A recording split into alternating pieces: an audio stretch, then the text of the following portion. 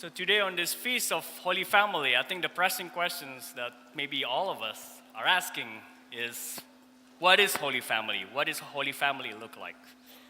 And of course, the easy answer, look at Jesus, Joseph, and Mary. That's the Holy Family. But if you listen to the gospel today, it took them a day before realizing that he was gone. It took them 3 days before finding him back in Jerusalem in the temple. Now, if you say that to a child protective service agent, I don't know what's going to happen. So I don't know, is that Holy Family?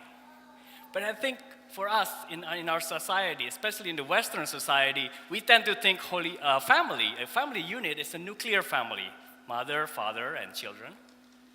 But there's a different understanding in the time of Jesus, in that society in the Middle East, that the family is everybody. It's friends, relatives, extended family, acquaintances.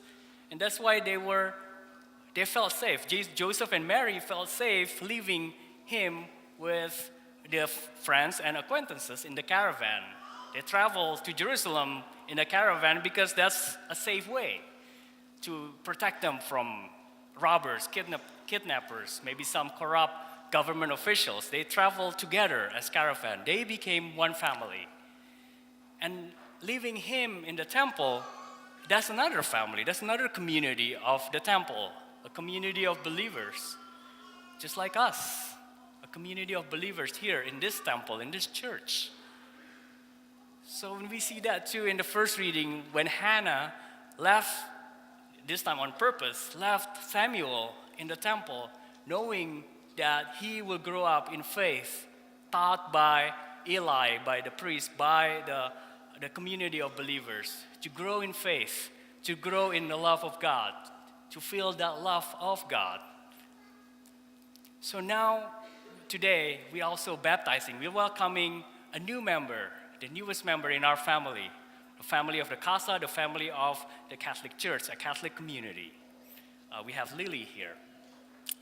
And baptism is not just a one-time moment. For us, we believe as Christians that baptism lasts forever. It's permanent. It's unchangeable. It's a sacrament. And that's a witness in our world today where everything seems so fleeting. Everything is like just a spur of a moment. Like where a lot of separation, relationships don't last long.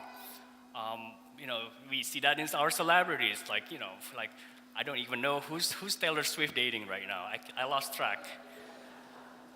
And how about our politics? Whatever is the policy is next is determined by the next presidential tweet. Our stock market, if you pay attention this week, it's been a roller coaster on the stock market. But here, baptism, permanent, forever. Whether you like it or not, whatever you feel, you are a Christian forever. And that's a witness in our world, the world that keeps changing, the world that doesn't feel that everything can last long. Here we are, as a community, as a family.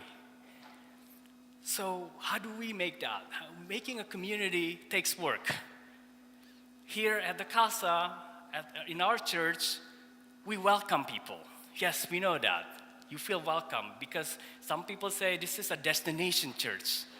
Well, the restaurant down the street, El Choro, has that line underneath, Arizona dining destination. That can be a destination, but I don't know if I like that idea of us as a destination church where people come for, the church is nice, the music is great, but more than that, I think we come here as a community. More than welcoming, I think we feel belong. We hear that we belong here, that we belong to each other, that we belong to God. And that takes work. That takes work. Because if you don't belong here, no wonder that we complain about our next generation, our children, our grandchildren, that they don't come to church anymore. You hear that a lot. But I don't blame them. If you don't feel welcome, if you don't feel belong here, then what's the point? If you don't work hard to make each other belong here, then it's useless. So it takes more than 1 hour a week, every Sunday. Even less if you leave after communion. So, it takes work.